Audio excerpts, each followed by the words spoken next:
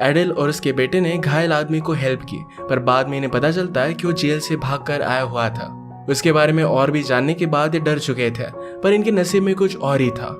Hello friends, आज मैं आपको लेबर डे ये 2013 की एक romantic drama Hollywood movie explain करने वाला हूँ। ये एक बहुत ही अमेजिंग सी मूवी है और इसकी एंडिंग भी बहुत ही अच्छी है, तो अंत तक इस वीडियो को जरूर देखिएगा। अगर आपको वीडियो अच्छा लगता है तो प्लीज इसे लाइक और कमेंट जरूर कर दीजिए। अब बिना किसी तरीके एक्सप्लेनेशन स्टार्ट करते हैं। मूवी स्टार्ट होती है और मूवी की स्टोरी हमें हेनरी बता रहा है। हेनरी एडल का बेटा होता है। हेनरी के फादर उसे और उसकी मदर को छोड़कर चले गए थे, तो दोनों अकेले ही रहते हैं। मदर हमेशा हर एक चीज को लेकर बहुत ही ज्यादा स्ट्रगल करती है। हेनरी की स्कूल अब खुलने वाली थी, तो उसके लिए पैंट्स लेने के लिए सुपर शॉप में जा रहे थे। इनकी गाड़ी की कंडीशन बहुत ही खराब हो चुकी थी, पर एडल को इसके बारे में ज्यादा पता नहीं था, तो इस वजह से गाड़ी को रिपेयर भी नहीं करती। वैसे ही ये जा रहे थे। हेनरी के फादर ने और एक शादी कर ली थी और उन्हें एक बेटी भी थी। सैटरडे संडे पर वो हेनरी को घर पर लेकर जाते हैं। हेनरी हमेशा अपनी मदर का बहुत ख्याल रखता है। एडल हमेशा डर डर कर रहती है, तो इस वजह से उसके हाथ भी थरथराते हैं। एडल अपनी रिस्पॉन्सिबिलिटी से नहीं भागती और हेनरी को एक अच्छा आदमी बनाने की हमेशा कोशिश करती है।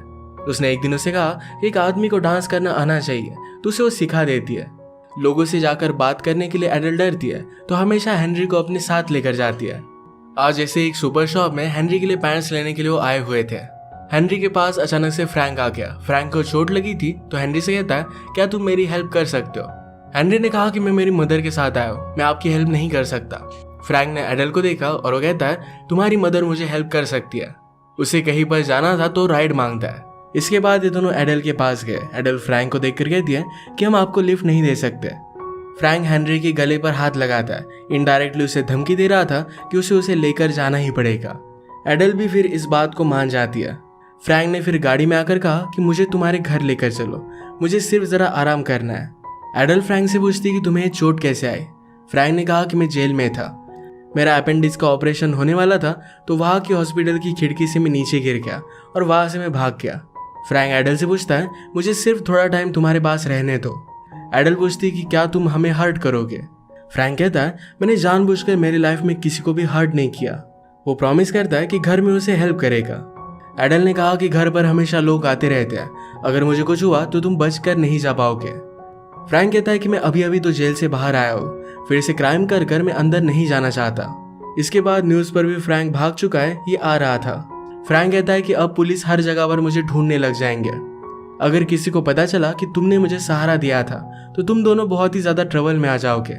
इसके लिए उसके पास एक सोल्यूशन था। वो कहता है कि मैं तुम्हारे हाथ पैर बांध देता हूँ, इससे सब लोगों को लगेगा कि मैंने तुम्हें किडनैप किया था और तुम पर कोई भी शक भी नहीं करेगा। एडल भी इस बात के लिए मान जाती है। उसने हेनरी को फ्री रखा था। इसके बाद वो कुक करने लग जाता है। वो एक बहुत ही अच्छा कुक था और उसने एक बहुत ही अच्छी सी डिश बनाई। एडल के हाथ बंधे हुए थे, तो अपने हाथों से उसे वो खिलाता है। हेनरी को एडल की एक बात याद आती है। एडल हेनरी को एक दिन समझा रही थी कि जैसे आदमी बड़ा होता है तो वो किसी ना किसी को तो पाना चाहता है। उसे लगता है कि उसकी लाइफ में कोई अपना हो। ये एक बहुत ही नेचुरल चीज है। हेनरी हमेशा वंडर करता है कि उसकी मदर की लाइफ में कोई भी आदमी नहीं। अब फ्रैंक यहाँ पर है, तो क्या वो आदमी फ्रैंक हो सकता है?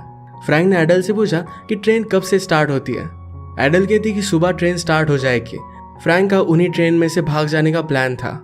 हेनरी रात में एडल को देखने के लिए आया, तो अपने बेड से बंधी हुई थी। फ्रैंक नीचे सो रहा था। हेनरी सुबह फ्रैंक से पूछता है, तुम इस तरीके से भागकर कैसे आके? क्या तुम्हें कोई गार्ड वगैरह देख नहीं रहा था?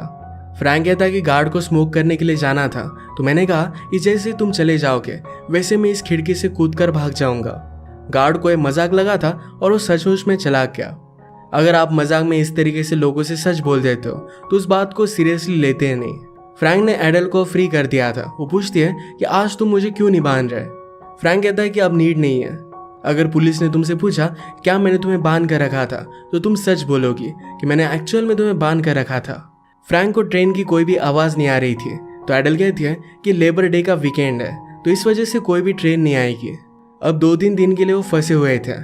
फ्रैंक उन पर कोई भी बोझ नहीं बनना चाहता था, तो इसी वजह से घर में सब काम करने लग जाता है। उसने स्टेयर्स को रिपेयर कर दिया। गाड़ी भी खराब थी, तो गाड़ी को ऑयल भी वो चेंज कर देता है।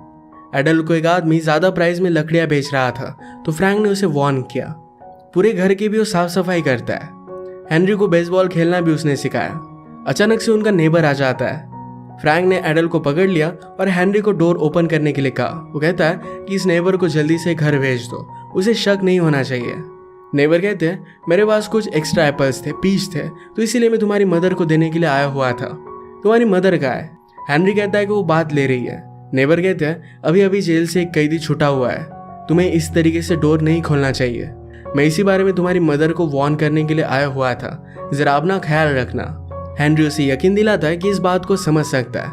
नेबर के जाने के बाद एडल फ्रैंक पर गुस्सा हो गई। वो कहती है मेरे बेटे को इस तरीके से तुम कभी भी यूज मत करना, इस तरीके से किसी से झूठ बोलना, ये बात मैं उसे नहीं सिखा सकती। फ्रैंक भी इस बात का रिस्पेक्ट करता है। फ्रैंक ने कहा कि नेबर ने तो बहुत सारे एप्पल्स दिए हैं, ये वीकेंड पर तुम लोग कभी भी खा नहीं पाओगे। उसे एक आइडिया आया और इस एप्पल का वो पाई बनाता है। ये पाई बनाते वक्त वो हेनरी और एडल को ये रेसिपी सिखा रहा था। एक फैमिली की तरह सारे मिलकर ये पाई बनाते हैं। फाइनल लेयर लगाते वक्त एडल के हाथ थरथरा रहे थे, तो फ्रैंक उसे कॉन्फिडेंस देता है। ये दोनों एक दूसरे के करीब आने लग गए थे। ये बात हेनरी ने नोटिस की। रात में यहाँ से एक पुलिस गुजरा, वो फ्रैंक को ही ढूंढ रहा था। फ्रैंक एडल से कहता है ये पुलिस अभी अभी यहाँ से गुजरे, इसका मतलब है 5-6 घंटे वो मुझे यहाँ पर नहीं ढूंढेंगे। उसे भागने के लिए बहुत ही अच्छा चांस था। एडल कहती कि अब मत जाओ, सुबह चले जाना। एडल नहीं चाहती थी कि फ्रैंक अब यहाँ से चला जाए। उसे कहती कि 1-2 दिन में चले जाना, तब तक तुम्हारी वुंड भी हील हो जाएगी। हेनरी भी उसे यही रहने के लिए बोल रहा था। अगली सुबह फ्रैंक ने फिर से एडल के घर में बहुत सारे काम किए। उसे हर एक चीज में हेल्प करता था। गाड़ी का टायर कैसे बदलते हैं ये भी चीज उसने हेनरी को सिखाई। वो कहता है कि जब तुम्हारे साथ कोई लड़की होगी तब उस वक्त ये चीज तुम नहीं सीख सकते। इमरजेंसी पर ये काम करना तुम्हें आना चाहिए। फ्रैंक को डांस करना आता नहीं था, तो एडल ने उसे भी डांस करना सिखाया। एक दिन हेनरी ग्रोसरी शॉपिंग के लिए गया हुआ था। वहां पर जब वो सोडा बाय कर रहा था तो एलेनोर नाम की लड़की उसे बात करती है। कहती कि एल्यूमिनियम की टीन में अगर तुम कुछ भी पीते हो तो इससे तुम्हारी मेमोरी खराब होती है। वो इस टाउन से नहीं थी, तो हेनरी से पूछते कि क्या इस टाउन में कुछ इंटरेस्टिंग करने जैसा है।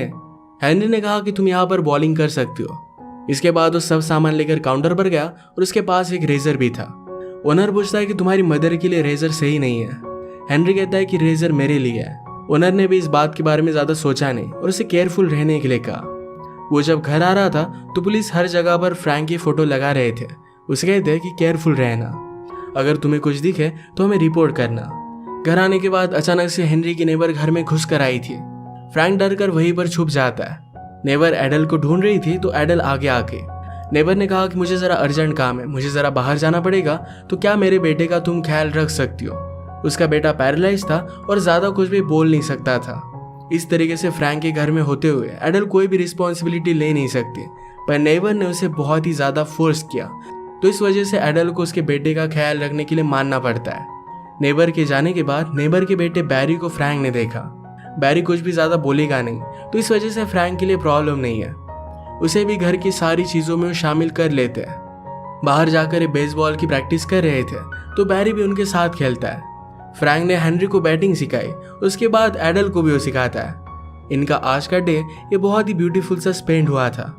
रात में जब सब मिलकर टीवी देख रहे थे तो न्यूज पर फ्रैंक की न्यूज आई। ये न्यूज जब बैरी देखता है तो इस न्यूज से वो डिस्टर्ब हो गया।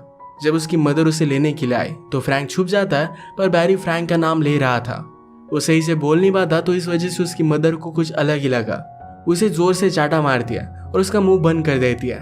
रात में एडल और फ्रैंक ये दोनों मिलकर प्लान बना रहे थे। अब इन्हें लगता है कि इन दोनों को साथ में भाग जाना चाहिए।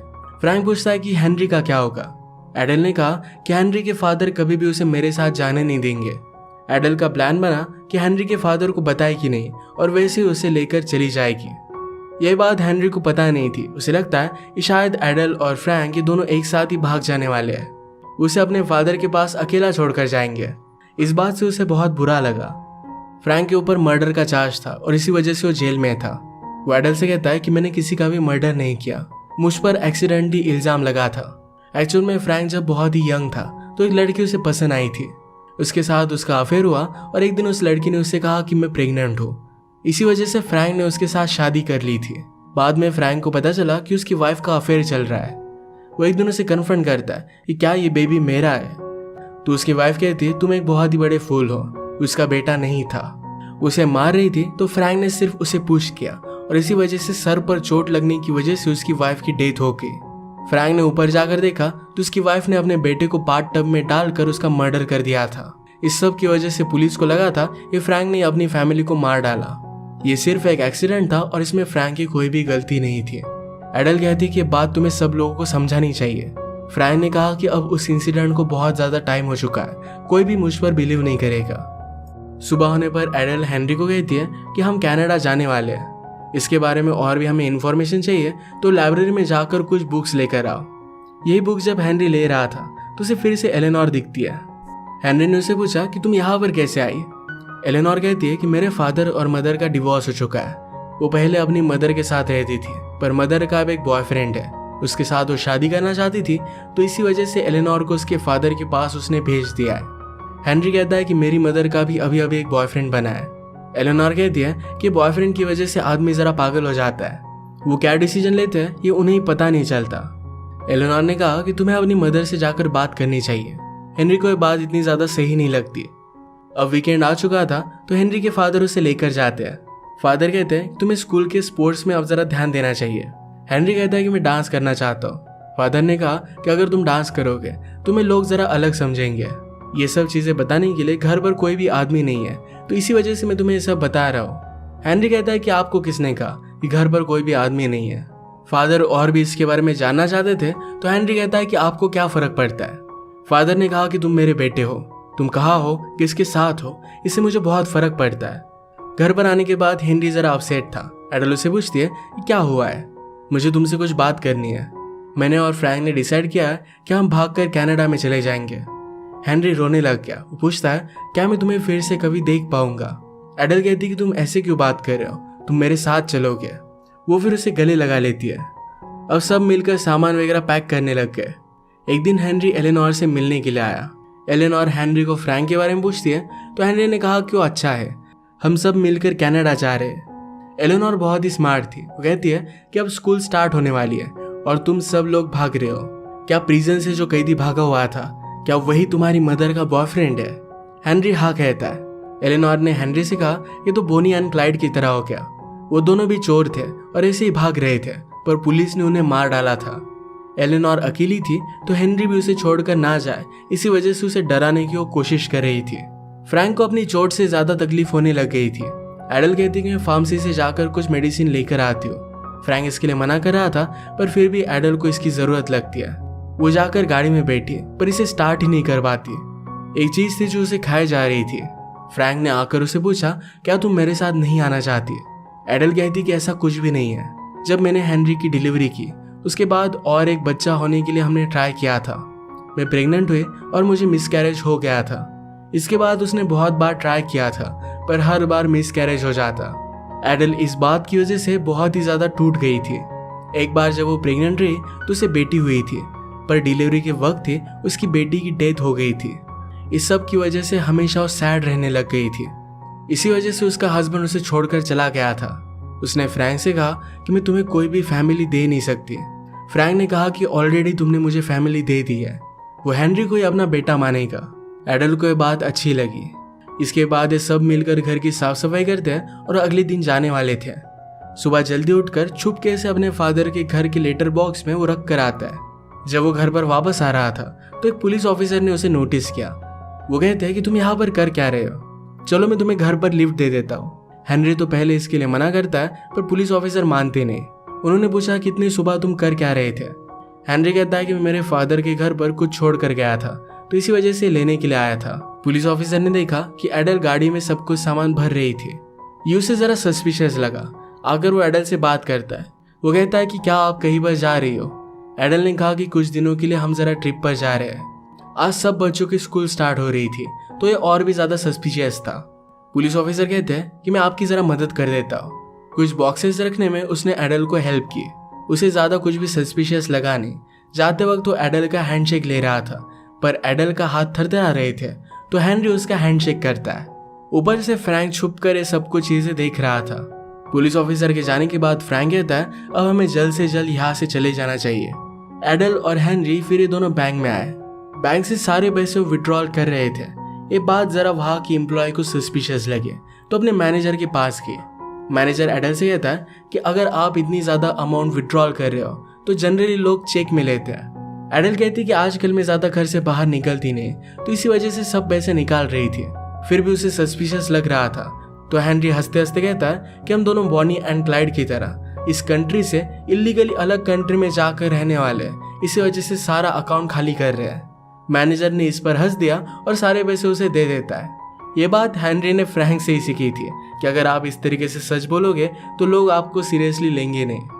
इसी के पैरेलल में फ्रैंक जब घर पर था तो अचानक से एडल की नेबर घर में घुस कर आती है।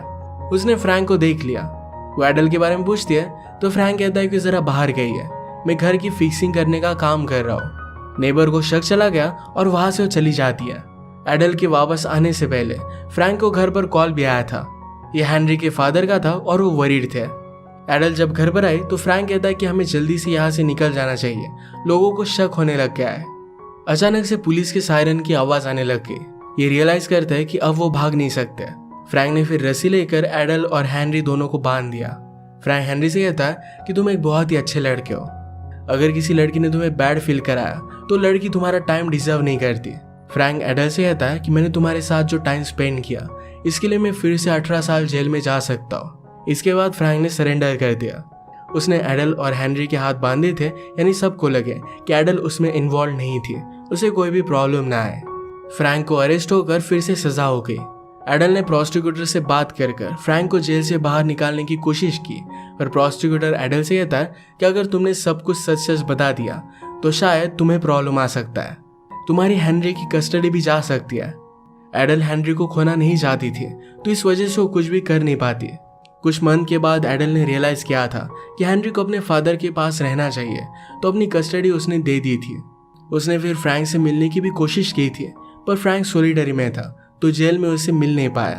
वो हर रोज उसे लेटर लिखती थी, पर बाद में सब लेटर उसके वापस आके फ्रैंक को ऑलरेडी ट्रांसफर हो चुका था। इसके बाद हम देखते हैं कि बहुत सारे साल गुजर जाते हैं। हेनरी अब कॉलेज में जाने वाला था। उसकी एक गर्लफ्रेंड बनी थी और फ्रैंक ने उसे जो भी चीजें सिखाई हुई थी लाइफ में उसे हेल्पफुल होती है। एक दिन हेनरी के फादर ने उसे बात की, कहा कि तुम्हारी मदर बहुत ही ज्यादा ब्यूटीफुल थी, वो हमेशा प्यार में रहना चाहती थी। जब हमारी लाइफ में प्रॉब्लम आए तो बहुत ही ज्यादा सैड हो चुकी थी। अगर कोई दूसरा आदमी होता तो उसे हेल्प करता, पर बहुत ज्यादा टाइम गुजर चुका था और मैं एक नॉर्मल लाइफ चाहता था, तो इसी वजह से मैंने तुम्हारी मदर को छोड़ दिया। मैंने तुम्हारे साथ ये जो सारे साल बिताए, मैं सिर्फ तुम्हारे साथ बॉन्डिंग करना चाहता था, मैं तुम्हें खोना नहीं चाहता। हेनरी भी अपने फादर को माफ कर देता है। उसने फादर से कहा कि लास्ट समर में मेरी मदर के साथ बिताना चाहता हूँ। वो पूरा समर एडल का ख्याल रखता है। इसके बाद और भी साल गुजर गए। हेनरी की शादी हो गई थी। उसने अपनी एक बेकरी डाली थी, जो रेसिपी फ्रैंक ने उसे सिखाई थी उसकी बहुत ही फेमस बन गई थी। एक मैगजीन में भी उसकी फोटो आई थी। ये फोटो जेल में फ्रैंक देखता है और इसे उसने पहचान लिया। उसने फिर हेनरी को एक लेटर लिखा। वो कहता है कि उस पर वो बहुत ही ज्यादा प्राउड है। अब वो जेल से निकलने वाला था और चाहता था कि एडल के साथ वो जाकर रहे, एक फैमिली की तरह रहे। ये करने के लिए पहले उसने हेनरी की परमिशन ली। हेनरी लिखता है कि मदर का एड्रेस चेंज नहीं हुआ है, आप उन्हें लेटर लिख सकते हो। हेनरी भी चाहता था कि उसकी मदर खुश रहे। फ्रैंक ने फिर लेटर लिखा और जिस दिन वो जेल से बाहर निकला तो एडल उसका वेट कर रही थी। इतने साल सिर्फ एक दूसरे से ही इन्होंने प्यार किया था, फिर से एक दूसरे से मिले और जो भी टाइम इनके पास अब बचा है एक साथ ही स्पेंड करेंगे, एक दूसरे का ख्याल रखेंगे। इसी के साथ ये मूवी एंड हो जाती है। एक बहुत ही अनएक्सपेक्टेड और अलग ही सिचुएशन की एक रोमांटिक मूवी थी। अगर आपको वीडियो अच्छा लगता है तो प्लीज़ इसे लाइक और कमेंट जरूर कर दीजिएगा। बहुत सारी मूवीज़ लेकर आते रहता हूँ, तो प्लीज़ इस चैनल को सब्सक्राइब कर दीजिए और बेल नोटिफिकेशन आइकॉन दबाना मत भूलिएगा। हम फिर से मिलेंगे और एक नई मूवी के साथ। तब तक के लिए थैंक यू और आप अपने आप का ख्याल रखिए।